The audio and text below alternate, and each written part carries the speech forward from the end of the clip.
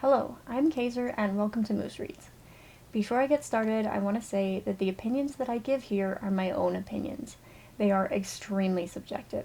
If I dislike a book, it is not a reflection on the author and it is not a reflection on people who do like it. Different people have different tastes, and that's okay. Today I will be reviewing The Long Way to a Small Angry Planet by Becky Chambers. This is a sci-fi novel. The description says, Rosemary Harper doesn't expect much when she joins the crew of the aging Wayfarer. While the patched-up ship has seen better days, it offers her a bed, a chance to explore the far-off corners of the galaxy, and most importantly, some distance from her past. An introspective young woman who learned early to keep to herself, she's never met anyone remotely like the ship's diverse crew, including Syssix, the exotic reptilian pilot, chatty engineers Kizzy and Jenks, who keep the ship running, and Ashby, their noble captain. Life aboard the Wayfarer is chaotic and crazy, exactly what Rosemary wants. It's also about to get extremely dangerous when the crew is offered the job of a lifetime. Tunneling wormholes through space to a distant planet is definitely lucrative and will keep them comfortable for years. But risking her life wasn't part of the plan. In the far reaches of deep space, the tiny Wayfarer crew will confront a host of unexpected mishaps and thrilling adventures that force them to depend on each other. To survive, Rosemary's got to learn how to rely on this assortment of oddballs, an experience that teaches her about love and trust, and that having a family isn't necessarily the worst thing in the universe. I should definitely give a small disclaimer that I listened to this as an audiobook. I get distracted pretty easily, and I'm not the best at taking things in by listening, so I definitely missed little pieces of this book here and there.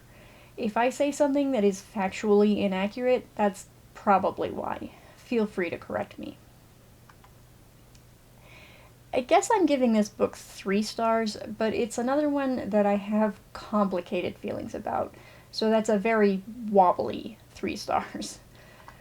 Overall, I liked this book. It's very character-focused, and I liked most of the characters. The plot was fine too, it just felt more like set dressing to let the characters do things. I enjoy character-focused narratives, so this wasn't a problem for me at all. The reason my feelings about this book are complicated, though, is that I thought it made for a great start to a series. But Kaiser, you might say, it is the start to a series. What's the problem? The problem is that the Wayfarer series is a series in much the way a romance series is a series. Each book is seemingly meant to be self-contained and follows different sets of characters.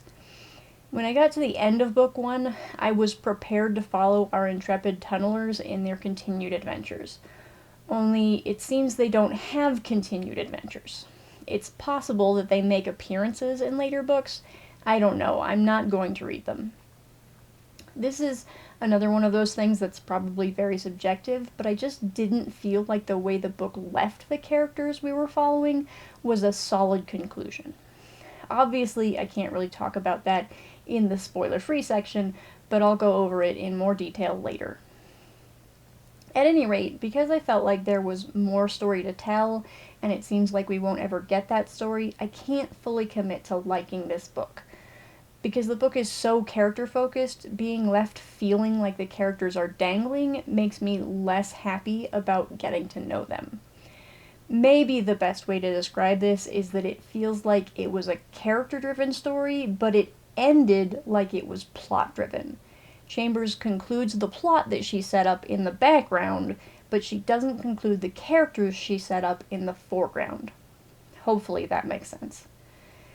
And before anyone gets in the comments to say something about life not having conclusions till you're dead, I know. The nice thing about fiction is that it can still give us the illusion of a conclusion while the characters are still alive. Others may feel like this book gave that. I don't.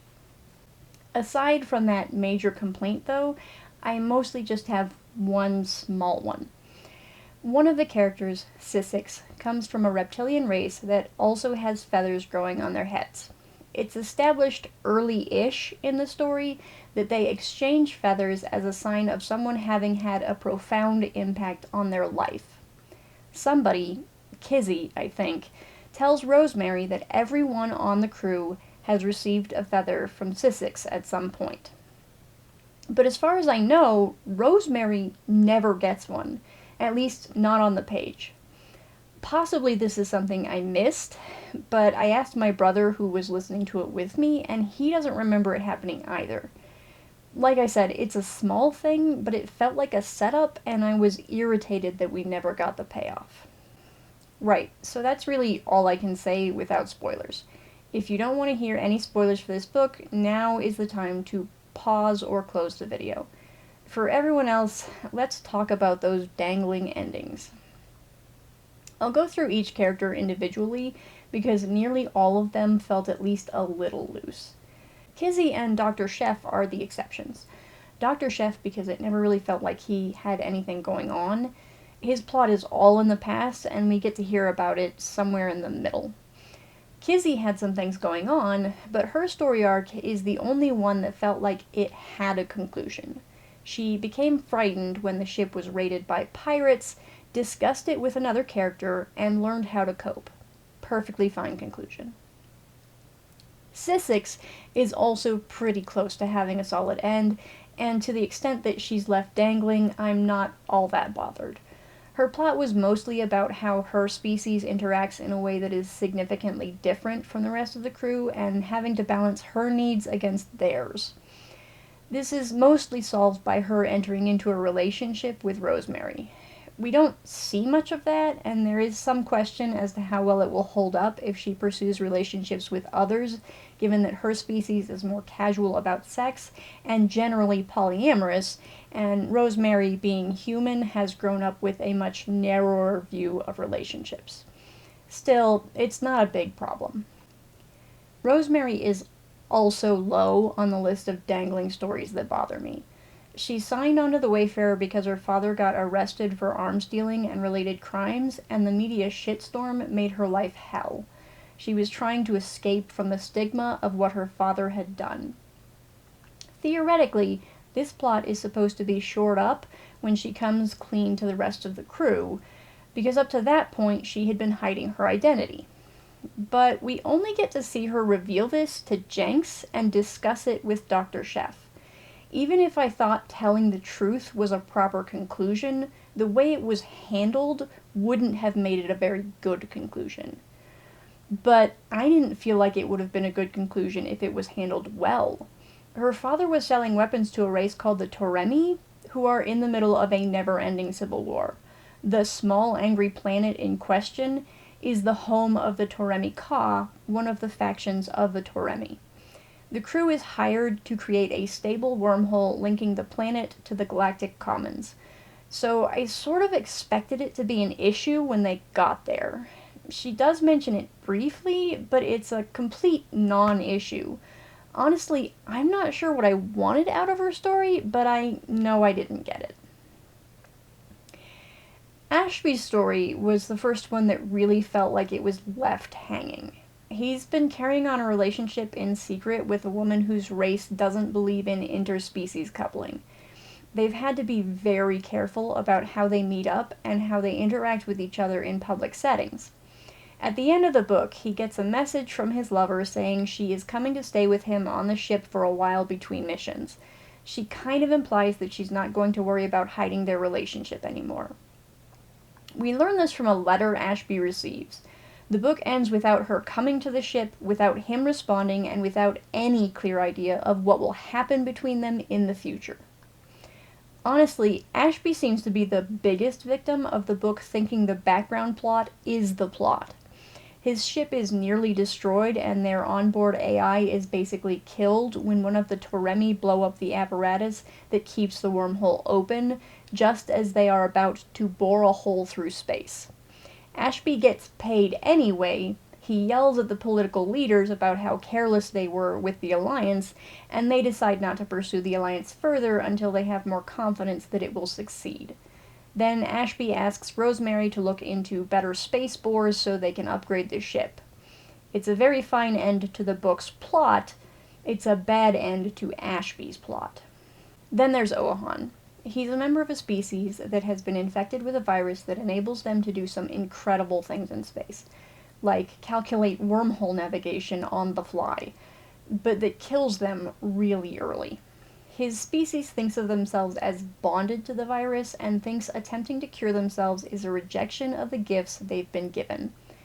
But late in the book, we learn that some members of his species are resistant to the virus's influence and have developed a cure. Curing them doesn't undo the mental upgrade, but does allow them to live their full lifespan, which is at least in the 130s. Ashby is given a dose of this cure, but refuses to force Ohan to use it. Ohan refuses to use it because he thinks it's sacrilege. But after Lovey, the AI, dies, another crew member, Corbin, decides they've been through enough and he's not going to let Ohan die for something so stupid. So he forcibly injects him with the cure. We get to see Ohan briefly after he's recovered, and he seems to have had a complete personality change. He used to be very solitary and only ate a nutrient paste, but now he wants to have dinner with his crew. And that's it. We don't see the dinner, we don't get to see him interact with more than a couple of members of the crew. After he's cured, he doesn't even really talk about how he feels about what's happened to him. He's been cured, the end. Then there's Corbin. We find out he's a clone, which nearly gets him killed by a race that is violently opposed to cloning. In order to save him, the crew fast-tracks a re-citizenship application which requires him to spend at least a year, or space year, with Sissix, who he doesn't get along with.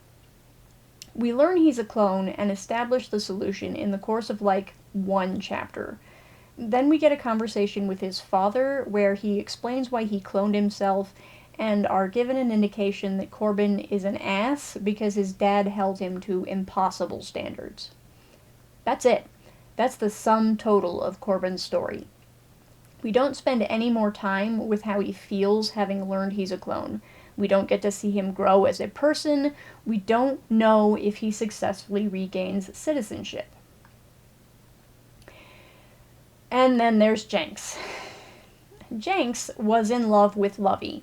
At one point in the book, he was going to put her in a body so they could be together properly. But after the thing with Corbin, he realizes this is a huge risk and he hadn't considered it properly. At the end of the book, they have to reset Lovey, and once she restarts, she has to choose whether to integrate her stored files, thus maintaining her memories and personality, or discard them. It's a 50-50 shot what she'll do, because in the split second she makes the choice, she won't have the memories necessary to know she wants to keep the information. And in this book, she discards her memory, so she basically dies. They still have the AI, Lovelace, but she is no longer the AI Jenks loved. She's someone new. After Lovey dies, we hear that Jenks runs off, Kizzy and Sissix go after him, and they manage to bring him back. A friend who comes to help repair the Wayfarer uses the body kit Jenks had purchased earlier to remove Lovelace from the ship so that Jenks doesn't have to listen to Lovey's voice while trying to mourn her and move on, and Lovelace goes with that character to be in the second book. They get a different AI to replace Lovelace. So the book ends with Jenks mourning his lost love. We never get any story from his POV after Lovey dies. I'm not sure we ever actually see him on the page after that. He's just mentioned by other characters. As far as conclusions go, his is the absolute worst. Really, his is non-existent. So yeah, I hated the way this ended. It felt like the setup for a series, but the series isn't interested in these characters anymore. They just get to dangle in the wind for all eternity. With such an unsatisfying conclusion for basically everyone, I don't really want to get invested in more characters who might also get no proper resolutions. I'm not sure whether to recommend this or not. I liked it. I hated it. You've heard my thoughts. You can decide for yourselves. If you liked this video, I hope you'll watch more in the future. Thanks for watching this one. Bye!